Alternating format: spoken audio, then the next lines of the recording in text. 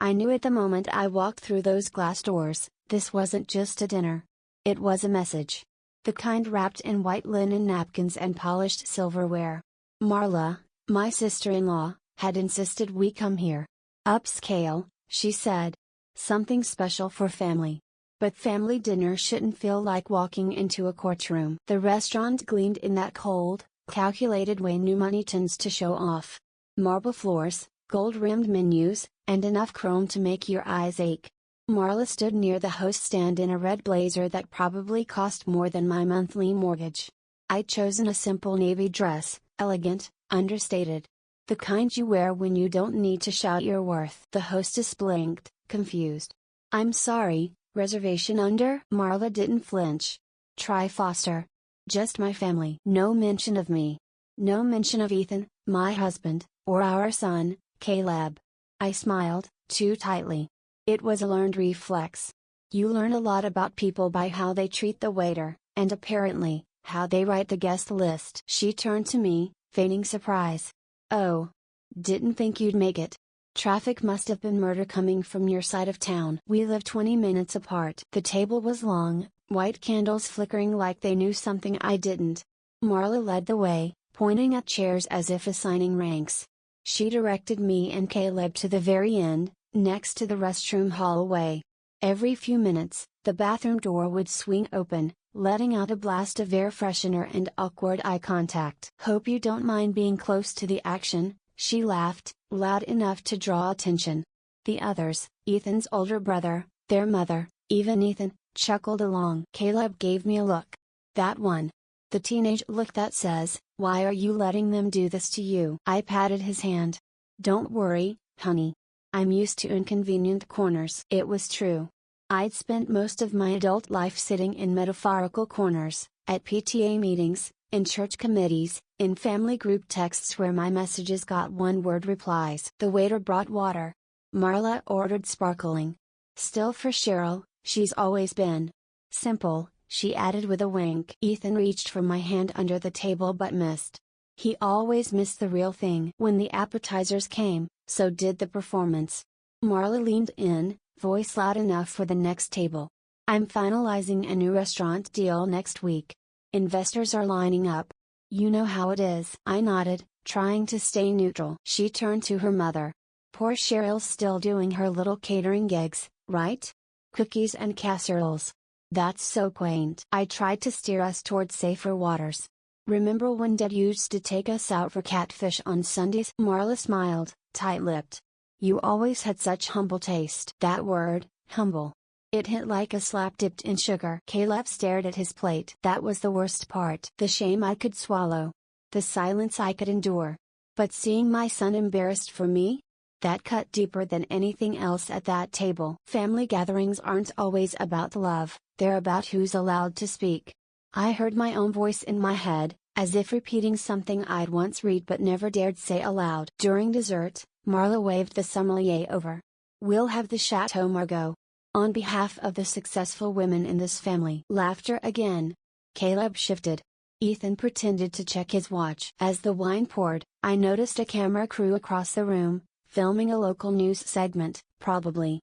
But something about it struck me. The lights. The lens. The way one of them turned slightly toward our table. I sat straighter. Not out of pride. Out of awareness. People like Marla thrived on reactions. I wasn't about to give her one. Silence scares people like her. I watched the flicker of the candlelight reflect off her wine glass. She smiled like she'd won. She hadn't. I remembered what my father once told me, don't wrestle with pigs. You'll both get dirty, and the pig likes it. That saying had kept me from 1,000 arguments. But this time, it planted something else in me. Not anger. Something colder. Sharper. I looked around the table. Their laughter sounded hollow now. Their power felt borrowed. This wasn't about me anymore.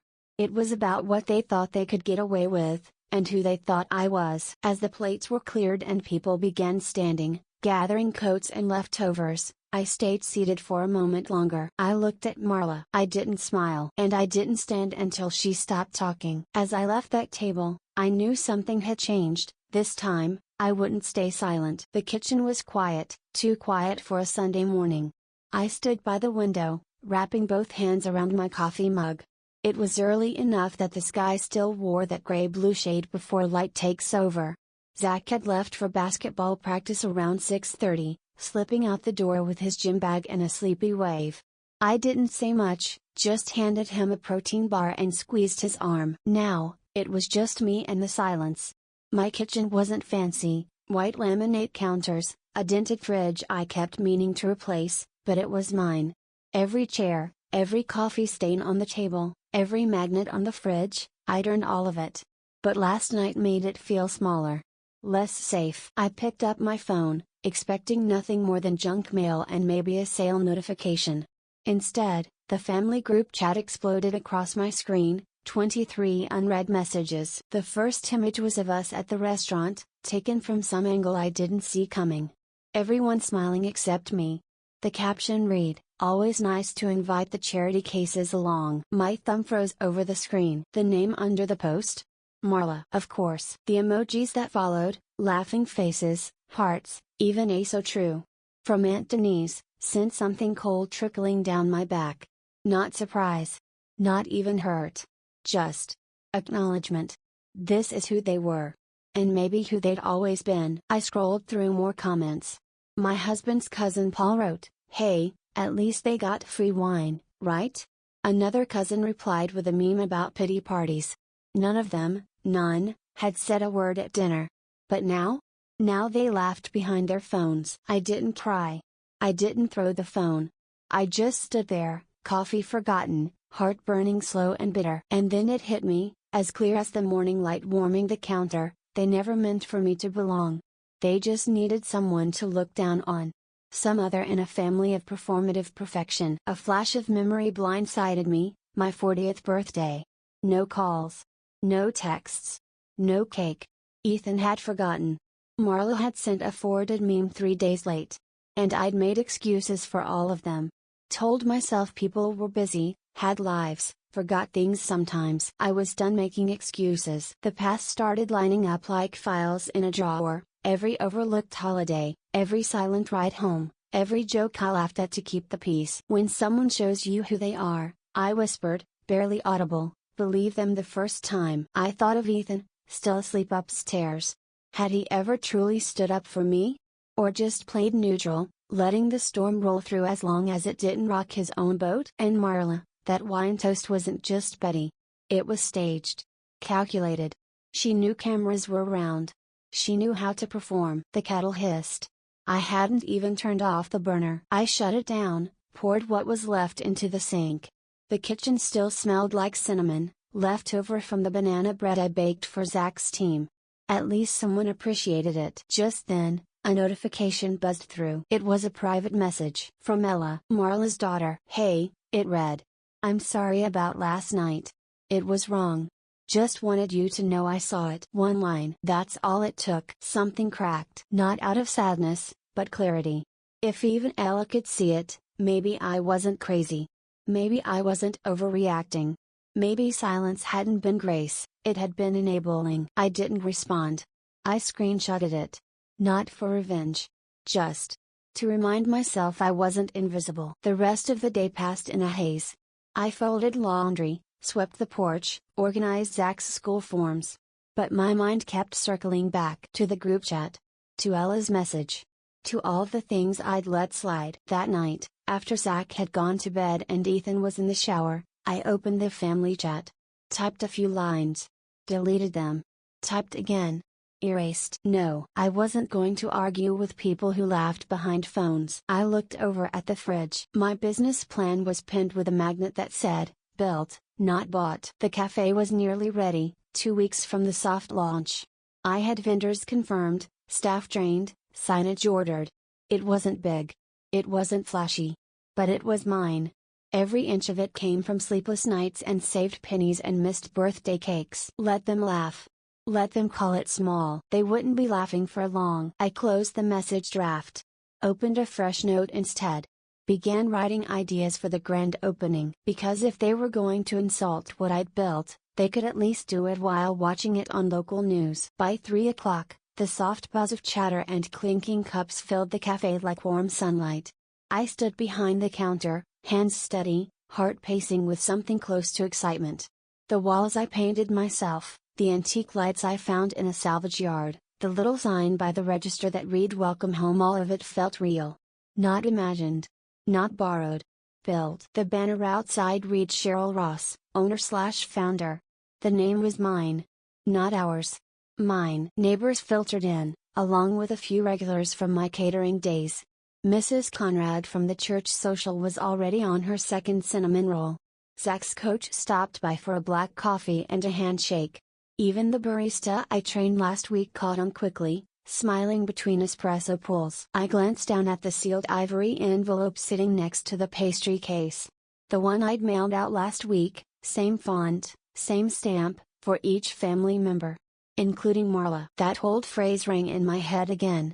Success is the best revenge. But today, I didn't want revenge. I wanted it seen. The door chimed. And there she was. Marla swept in wearing too much beige and not enough sincerity. A wide brim hat in one hand, a bouquet of yellow lilies in the other.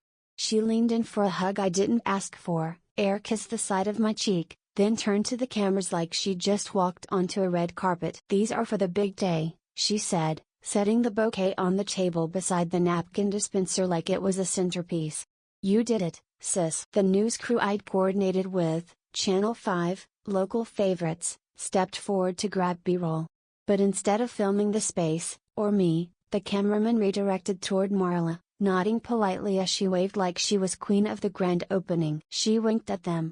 "Let me know what angle works best." I didn't flinch. I poured a cappuccino for a customer, carefully placed a leaf design in the foam, and reminded myself, this wasn't new. Marla didn't steal attention. People handed it to her. And I wasn't going to stop working just to pull it back. "You asked to be part of this," I thought. "Fine. But your seat at my table doesn't rewrite my story." I didn't argue. Didn't make a scene. I smiled, checked pastry trays, kept things running. But my fingers itched with restraint. Then I heard it. "We'll grab a few shots of you and Cheryl together, family support always plays well," one of the producers told her. "Of course," she purred. "We're all in this together." The cameraman positioned himself, lifted the lens, and for the next 2 minutes followed her. Not me. Her. While I handed out coffee, cleaned spills, thanked people for coming, they filmed her pretending to belong. A lump sat in my throat, bitter and familiar. A woman in the corner took a photo, Marla standing in front of the banner with my name clearly behind her. It hit social media within minutes. I saw the notification pop up on my phone. No credit. No tag. Just a caption, "Look who's killing it at the new cafe launch." It wasn't me. I stepped into the back office, shut the door behind me, and leaned against it for a second. I didn't cry. Didn't scream. I opened the guest book. Marla's name was written at the top of the first page. Big loops. No message. I flipped the page, grabbed a pen, and wrote under a blank line, "Cheryl Ross, here and rising." I placed it back neatly, went out, and poured 2 more lattes. She thrived when the spotlight was borrowed. She didn't know how to build, only how to pose. So I let her pose. For now. The room buzzed with conversation, the smell of pastries and espresso weaving between the tables. My staff worked like clockwork. The line never stopped moving. Then the anchor showed up. Microphone in hand, blazer tight, voice smooth. "Marla," she said, stepping into the middle of the cafe, "you helped design this stunning space. What does it mean to you?" Marla didn't even blink. She turned to face the camera, gave a practiced laugh, and said, "Oh, this? It's all about community, really. Coming together. Celebrating women who support women." That was her line. That was always her line. Then the camera panned left. Toward me. I was already in the frame, wiping the counter. The mic covered. I didn't jump for it. I didn't overcorrect. I let the silence sit. Then I said, "It means I believed I could do it when no one else did." The cafe paused. Not completely silent, but enough that you felt the room tilt slightly. Then came the applause. Not wild, not rehearsed. Just real. The anchor blinked. I handed her a small box of pastries I'd pre-packed for the crew, smiled, and stepped aside. Let the rest of the segment play out without me hovering. They followed me anyway. It was 11:45 p.m. when the house finally settled into silence. The hum of the refrigerator filled the kitchen while I sat at the table, scrolling through my inbox, still floating on the small high that followed a day of success. Then I saw it, a flagged message at the top. Subject line, press release, Ross Cafe ownership transfer. I froze. It came from a family lawyer's office, one I recognized from old arguments and colder holidays. The CC list included reporters from Dallas Daily, Channel 5 News, even the business segment that had covered my cafe's opening. I clicked it open, and my name, my business, stared back at me under a different banner. The header read, Ross Cafe, now managed under the Marla Kingston Group. Underneath, in smaller print, concept collaboration, Cheryl Ross. I whispered, they're trying to rewrite the story before I even tell it. The PDF attached was a mock ownership agreement, Marla's firm as consultant and co-founder. But I still had the real contract on file, signed and notarized, sole owner, Cheryl Ross. No question. No partnership. Still, the intent was clear. This wasn't just a smear. It was an erasure. I leaned back, rubbed my temples. My father's words echoed, if you don't fight for your voice, someone else will use it to tell your story. I didn't sleep that night. By midnight, social media had already picked it up. An article titled Is Ross Cafe Really Hers? Was trending locally. A photo of Marla smiling beside the cafe banner filled the thumbnail. I opened the comments, people speculating, questioning, twisting my name into rumor. Then my phone rang. Ethan. His tone was flat, uneasy. Marla's been talking, he said. She told my mom you were more of a face than an owner. I didn't know what to say. My voice stayed calm. Say nothing. I'll handle it. He hesitated. Cheryl, maybe this is just, not now, I cut in gently. Let me handle it. After hanging up, I wrote to Sandra, my mentor and friend. They're moving before I can respond. The story's being spun in real time. I'll need backup for tomorrow's interview. Bring everything we filed. By 2 a.m., I'd written a short statement. No anger, no accusation, just truth. Ross Cafe was founded and owned solely by Cheryl Ross. Documentation available upon request. I didn't post it yet. Timing mattered more than noise. When morning came, I was ready. I dressed with care, navy blouse, dark jeans, calm colors. At the mirror, I practiced my lines. Facts matter. Not perception, I said it again until it sounded like a shield. At 8:30 a.m., the news van pulled up. Marla arrived before them, of course, hair perfect, voice bright. She was holding a coffee she hadn't bought, greeting the crew as if they'd come for her. The cameraman smiled, setting up equipment. We'll start with the family vision, the anchor said. Marla laughed softly. It was always a shared dream. I just helped make it real. When it was my turn, I didn't look at her. I looked straight into the camera. I started Ross Cafe from my own savings, my own hours, my own mistakes. I built it for my neighborhood, and yes, I own it. There was a silence afterward, short but powerful. The cameraman tilted closer toward me. Marla blinked, her lips tightening just enough for me to notice. The interview wrapped. I thanked the crew, then slipped into my office while Marla stayed behind, chatting too loudly. My assistant followed me in, whispering, Marla's lawyer called. They're drafting a claim to dispute ownership. I took a breath, slow and deliberate. Then we'll meet them with proof. I turned on my second laptop, the one I kept offline, and opened my archive. Every file neatly labeled, contracts, bank transfers, vendor invoices, signed leases, timestamps. Layered truth. As the computer hummed, I thought, success doesn't protect you. It exposes who can't stand your independence. Zach appeared at the doorway, still in his school hoodie, holding 2 coffees. Mom, he said softly, you look like you own the room. I smiled, small but certain.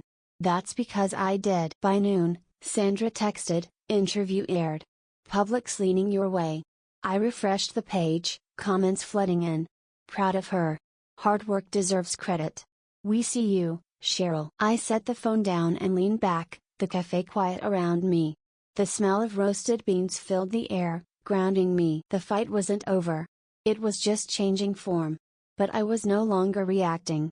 I was directing. They thought I'd crumble under noise.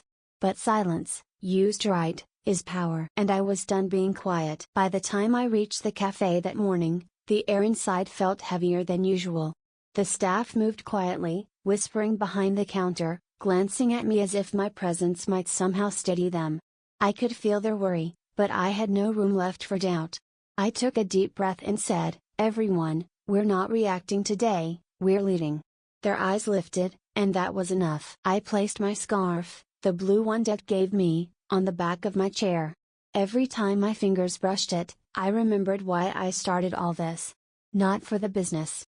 For my own name, my own story. My assistant slid a tablet toward me. The screen was filled with comments under the latest article. Some supportive. Most cruel.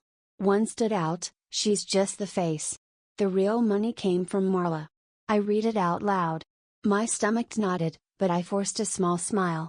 Let them talk.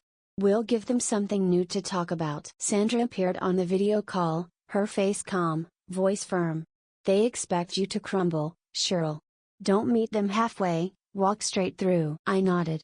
"That's the plan." While I gave last-minute instructions to the staff, Cassian, one of my junior managers, walked in quietly. His eyes darted toward the windows, then back to me. "You might want to see this," he said, handing me a small USB drive. "What's on it?" I asked. "Footage," he said.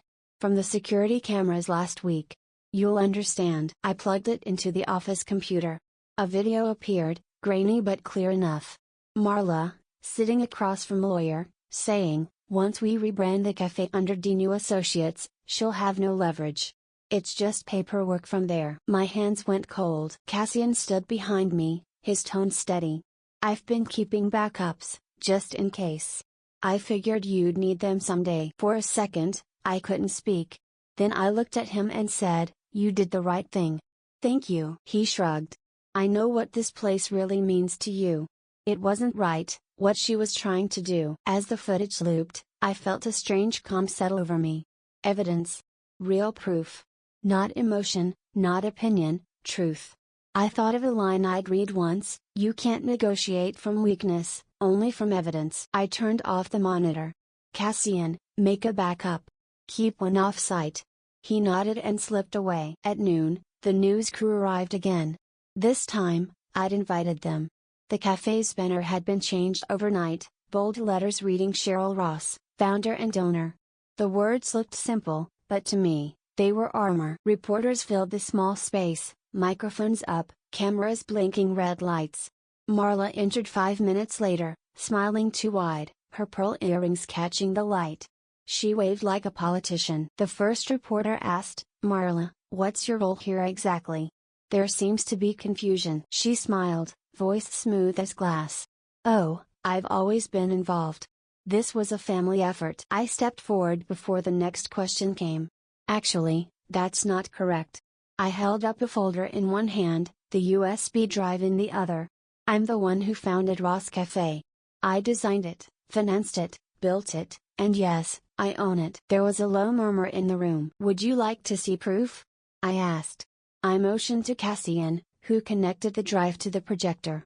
The footage played on the wall, Marla sitting with her lawyer, her voice echoing through the cafe, "Once we rebrand it, she'll have no leverage." The room fell silent except for the hum of the projector. Marla's face turned pale. She tried to speak, this is taken out of context, but the crowd had already shifted. Cameras clicked, flashes filled the air. I didn't look at her again. I simply said, "Nothing can dim the light that shines from within." Then I turned toward the reporters. "That's all for today." By evening, my office door was closed. My hand shook slightly as I poured a glass of water. Omri knocked softly before walking in. "Mom, people were clapping for you," he said, smiling wide. "Like really clapping." I smiled back, tired but grateful. "It's not over, sweetheart. But it's a start." The cafe outside still buzzed, customers talking, a few journalists lingering for follow-ups. My phone buzzed with updates. Ross Cafe owner speaks out, Cheryl Ross shows evidence against sister-in-law. The headline felt like a turning point, but not an ending. I opened my laptop, typed a message to Sandra, "Stage 1 done. What's next?" Her reply came fast, "Now you keep the pressure. Momentum is your weapon." I nodded to myself. I scheduled 2 meetings for the next morning, one with a business attorney, one with a prairie consultant. No more reacting. From now on, every move would be strategic. I leaned back and untied my scarf, folded it neatly, and placed it in the drawer. Its work for today was done. The cafe had quieted down outside, the sound of the espresso machine the only rhythm left. I looked at the door Marla had walked through hours earlier and whispered, "The battle line's drawn. Let's see who crosses it first." Sunday morning started before the sun.